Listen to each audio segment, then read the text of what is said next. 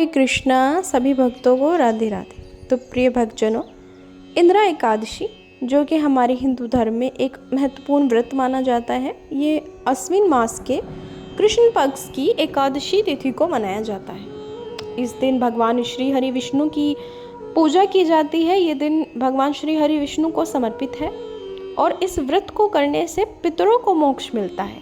अब क्योंकि ये व्रत जो है वो पितृ पक्ष में पड़ता है, तो इसका फल जो है वो आपके पितरों को प्राप्त होता है और उन्हें स्वर्गलोक प्राप्त होता है। ऐसा माना जाता है, देखिए, कि व्रत के प्रभाव से व्यक्ति के सभी पापों का नाश होता है और एकादशी व्रत तो सभी व्रतों में महान है। तो इस दिन भक्तजन पूरे विधि विधान से भगवान शालिग्राम की पूजा करते हैं और कथा सुनते हैं, दान पुण्य इत्यादि करते हैं और इस व्रत का जो पारण है वो द्वादशी तिथि को किया जाता है। तो बड़ी ही रोचक सी कहानी है इंदिरा एकादशी के संदर्भ में, वह मैं कहूँगी आपसे वह, लेकिन उससे पहले पूजा विधि बता देती हूँ आप लोगों को।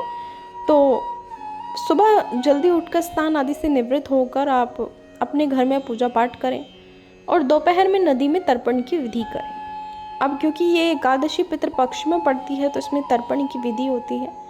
आप अपने घर के आसपास अगर नदी है, जलाशय है, तो आप वहाँ जाके तर्पण कर सकते हैं। और अगर संभव नहीं है या नहीं पड़ती आप लोगों के आसपास कोई नदी जलाशय, तो आप अपनी छत पर भी तर्पण कर सकते हैं। इसके बाद आप गाय, कौवे और कुत्तों को भोजन कराएं तथा ब्राह्मण को भोजन कराएं। और ध्यान रखिएगा भक्तजनों कि जब द्वादशी में इस व्रत का पारण आप लोग करते हैं तो तब भी आप लोगों को ब्राह्मण भोज कराना चाहिए। ब्राह्मण भोज में अब एक बात ये जो ध्यान देने योग्य है कि ब्राह्मण को आपको हमेशा अपनी चौखट पर अपने घर बुलाकर ही भोजन कराना चाहिए। यदि किसी कारणवश ब्राह्मण नहीं आ पा रहे हैं तब आप उनके घर जो है वो भोजन पहुंचा सकते हैं। और जैसे आप अगर एकादशी का व्रत रख के फिर पारण करते हैं द्वादशी में, तो आप कोई भी वस्त्र आदि दक्षिणा ब्राह्मण को भेंट कर सकते हैं। उसके बाद आप अपने परिवार के साथ मिलकर अपना जो है वो व्रत का पारण कर सकते हैं। तो एक छोटी सी कहानी है, वो एकादशी के निमित्त मैं कहना चाहूँगी आप लोगों से, ध्यान से सुनिएगा। क्योंकि कथाओं में क्या होता है कि कभी कभी हम किसी कारणवश अगर व्रत नहीं रख पाते तो सिर्फ कथा सुनने मात्र से भी हमारा उद्धार हो जाता है। क्योंकि राम से बड़ा राम का नाम आप लोगों ने सुना ही होगा। तो अगर आप राम के निमित्त कुछ नहीं कर पा रहे तो आप राम का नाम लीजिए, राम का नाम सुनिए, आपका उसमें ही बेड़ा पार हो जाएगा। तो ये छोटी सी कथा है, समय निकाल कर इसे ज़रूर सुनिएगा और कथा पूरी सुनिएगा। कथा बीच में नहीं छोड़नी चाहिए। कथा चाहे छोटी हो या बड़ी हो, अगर आप लोग एक बार कथा सुनने बैठे हैं तो ध्यान लगाकर, मन लगाकर उस कथा को सुनिए।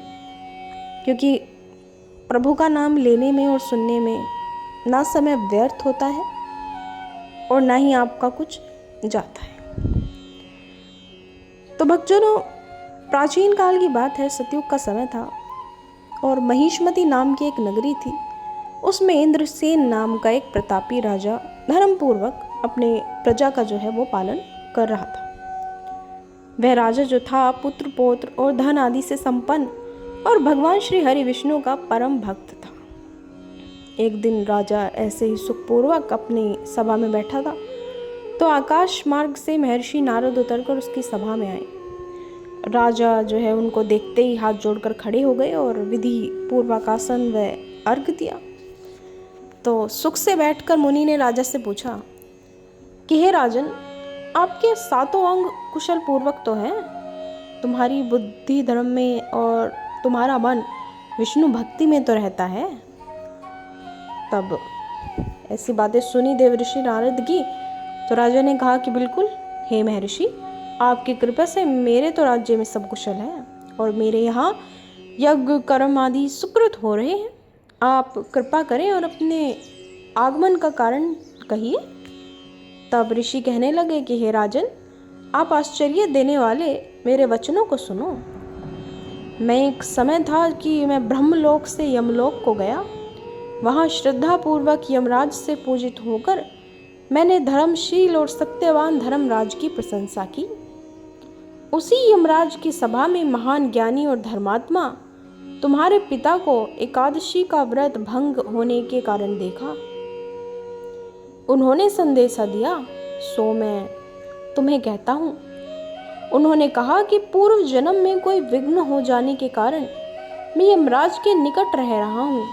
सो हे पुत्र, यदि तुम अश्विन कृष्ण इंद्र एकादशी का व्रत मेरे निमित्त करो तो मुझे स्वर्ग की प्राप्ति हो सकती है। इतना सुनकर राजा कहने लगा कि हे महर्षि, आप इस व्रत की विधि मुझसे कहिए। नारद जी कहने लगे कि अश्विन माह की कृष्ण पक्ष की दशमी के दिन प्रातः काल श्रद्धा पूर्वक स्नान आदि से निवृत्त होकर पुनः दोपहर को नदी आदि में जाकर स्नान करें, फिर श्रद्धा पूर्वक पितरों का श्राद्ध करें और एक बार भोजन करें। प्रातः काल होने पर एकादशी के दिन दातून आदि करके स्नान करें, फिर व्रत के नियमों को भक्ति पूर्वक ग्रहण करते हुए प्रतिज्ञा करें कि मैं आज संपूर्ण भोगों का त्याग कर निराहार एकादशी का व्रत करूंगा। हे अच्युत, हे पुंडरीकाक्ष, मैं आपकी शरण हूँ, आप मेरी रक्षा कीजिए। इस प्रकार नियम पूर्वक शालिग्राम की मूर्ति विधि पूर्वक श्राद्ध करके योग्य ब्राह्मणों को फलाहार का भोजन कराएं और दक्षिणा दें। पितरों के श्राद्ध से जो बच जाए उसको सूंघ कर गौ को दें और धूप दीप गंध पुष्प नैवेद्य आदि सब सामग्री से ऋषिकेश भगवान का पूजन करें। रात में भगवान के निकट जागरण करें। इसके पश्चात द्वादशी के दिन प्रातः काल होने पर भगवान का पूजन करें, ब्राह्मणों को भोजन कराएं, भाई बंधुओं स्त्री और पुत्र सहित आप भी मौन होकर भोजन करें।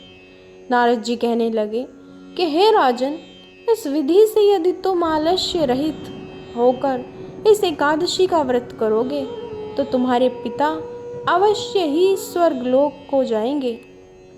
इतना कहकर नारद जी अंतर ध्यान हो गए। नारद जी की कथा अनुसार राजा द्वारा अपने बांधवों तथा दासों सहित व्रत करने से आकाश से पुष्प वर्षा हुई और उस राजा का पिता गरुड़ पर चढ़कर विष्णु लोक को गया। राजा इंद्रसेन भी एकादशी के व्रत के प्रभाव से निष्कंटक राज्य करके अंत में अपने पुत्र को सिंहासन पर बिठाकर स्वर्ग लोक को गए। तो भक्तजनों, ये इंद्र एकादशी के व्रत का महत्व मैंने आप लोगों से कहा। इसके पढ़ने और सुनने से मनुष्य सब पापों से छूट जाते हैं और सब प्रकार के भोगों को भोग कर अंत में वैकुंठ को प्राप्त होते हैं। राधे राधे।